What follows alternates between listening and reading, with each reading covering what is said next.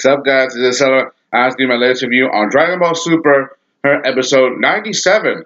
And survived. The tournament of power begins. This is one of the best episodes ever because I really love this because this is the beginning of the tournament.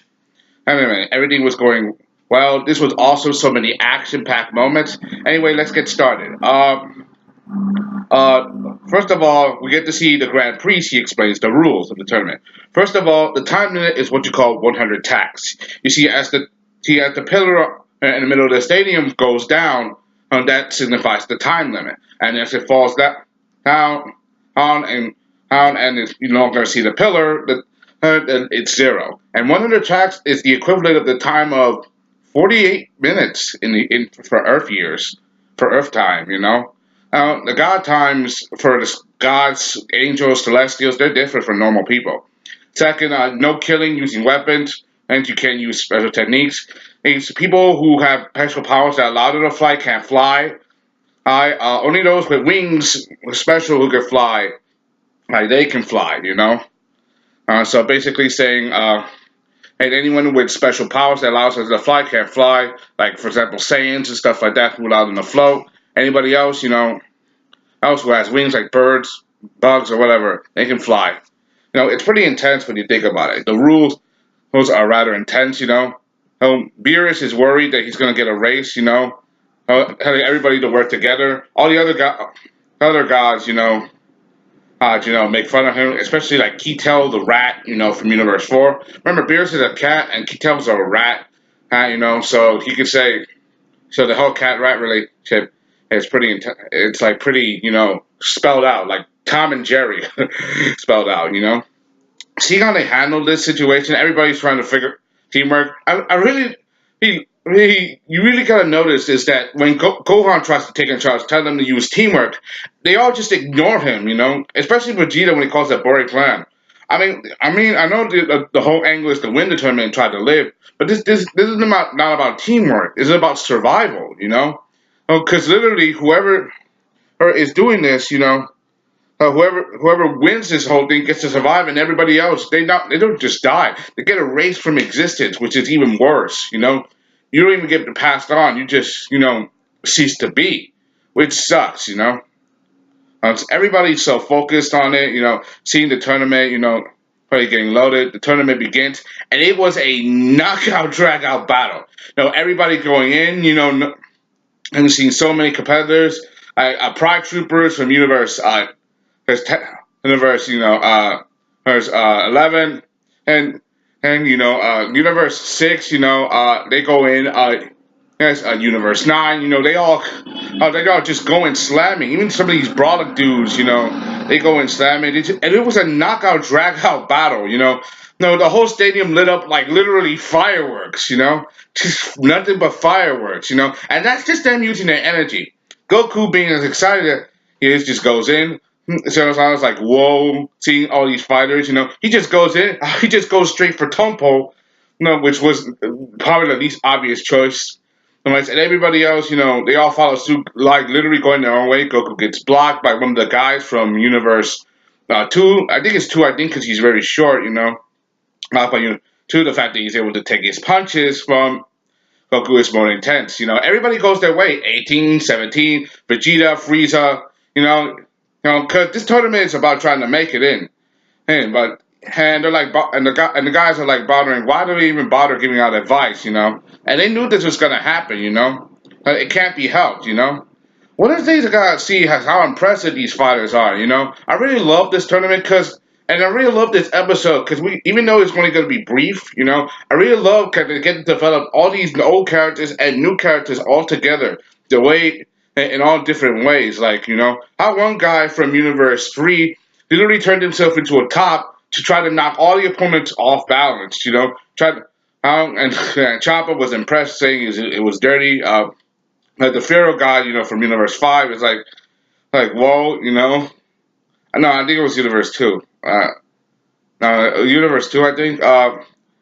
The robots from Universe 3, I know that. He was coming up with a strategy. He's very smart, It's the robot guy, Sorako-sama, Muko-sama, Muko. But that guy gets knocked off balance, The first one to do it was Hit from for 6, and the second was Brazil, the kicker from Universe, nine, nine, the one that fought Boo. We should have gotten Boo in this arc. This was hilarious the way they did it. The next big moment I gotta admit was gotta be when I mean one of my favorites was when one of the Warriors from Universe 10 took on Brazil of Universe 9. The way he did it, he did it like Brazil literally knocked her off the ring, and she was like very cocky in her abilities. Just because you can't flop, that doesn't mean you won't win. And Brazil just literally shut her down. He knocked her off her ring, even though she could literally fly, which is very very impressive. Oh, I really love how they did it. And that means that the person to get knocked off is Universe 10, which is Ramush, the elephant. How this guy is literally furious that the first one get knocked off is Universe 10, like saying you're a disgrace. And this guy is like literally pissed. I'm like, this is what happens when you like don't pick your fighters too well. And like this guy thought about not using nothing but brawn for the tournament. But however, it's Goas who calms down, tries to cheer up the girl.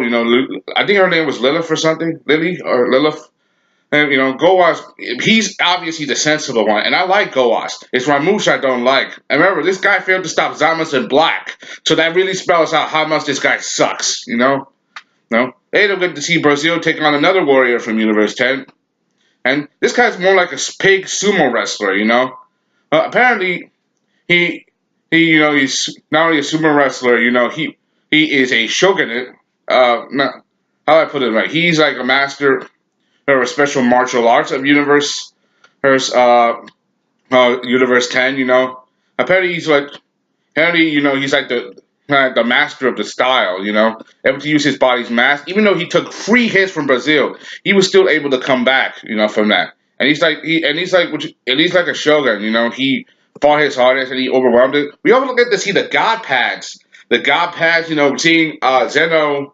It looks like Zen-Oh gets to check out the Zen-Ohs get to check out the God Pass, seeing every team member from from all the universes, and see and mark each of the warriors as eliminated. This way, I guess it serves another function. So if all the warriors from the universe are eliminated, he can just press the button and just erase their whole universe along with them from existence, which is pretty intense. Oh, see, it's pretty. I really love how they develop the character in such a way. It's just very unique because we get to focus on all the characters, all these new characters. How things are going so well. We even get to see all the other guys. They're all looking out. Like for example, Universe One. He's still looking out. Asking if Goku is going to keep surviving. And remember, we still have the 4 other universes that are like super strong. Like for example, Universe 5, Universe 8, and Universe 12. Those other gods. Those other gods. Worry how Goku nearly got eliminated. Like right in, like for example, Kitel was going to use his own gods as like a suicide bomb. Not exactly like that. Just use him to knock himself off with Goku. Like literally grabbing Goku, giving him a massive bear hug, and literally driving him to the edge. No,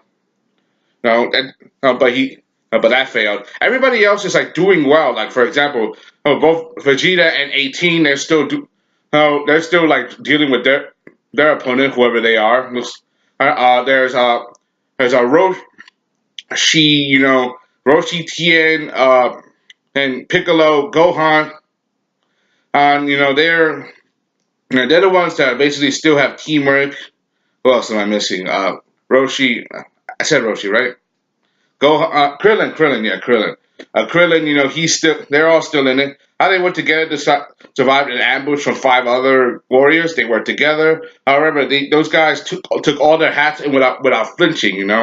This is literally one of the best arcs of the tournament. Now, seeing how they developed the characters so well as they used them all for fighting, this was a knockout, drag out fight. I love how they used the animation to light up the stadium, especially with so many different colors of energy and key attacks. And Goku, he was about to be eliminated himself.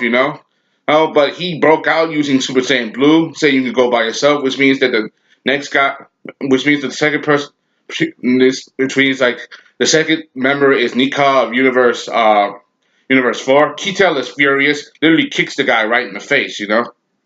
It's pretty intense when you think about it. I really love how they did it, you know? The animation was well, but the episode is was very well done, you know, the animation was not bad, so developing so many characters.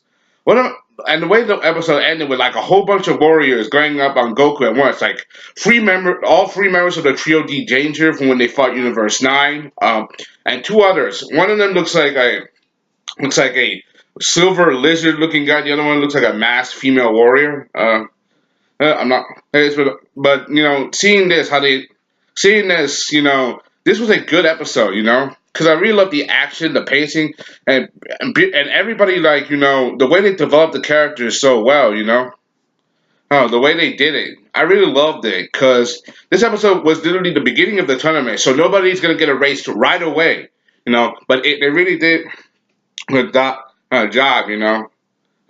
They really did a good job with the animation. Zen-Oh being excited, everybody, hey, they're clamming. It's like, who's going to get eliminated? Who's going to next? 17, 18, Vegeta, Piccolo, Goku, Frieza, Gohan, Krillin, Master Roshi, Tien. And, you know, everybody's trying to do their best to survive this situation, you know? I really love how. And we still haven't seen none from Jiren. Like, for example, Jiren, he's just staying still, doing nothing like a boss, you know? Just doing nothing like and one guy tried to go at him and he just stared him down and just made that guy run away. Like he looked like he was about to pee his pants or whatever, you know? Which was awesome. And he did that without even flinching, you know? But however, there's still more to Jiren's power, and we haven't seen, like, probably not even him using half of his power, not even close. I remember he snuck up behind Goku last episode without doing nothing, you know? Anyway, that's all I gotta say. Hope you enjoyed. Thanks for watching. Comment, subscribe. Thank you. This was a good episode. I really enjoyed it. Let me know down below. What did you like? What didn't you like? I love the animation, the pacing, the development. You know, seeing so many new and old characters. You know, this was good.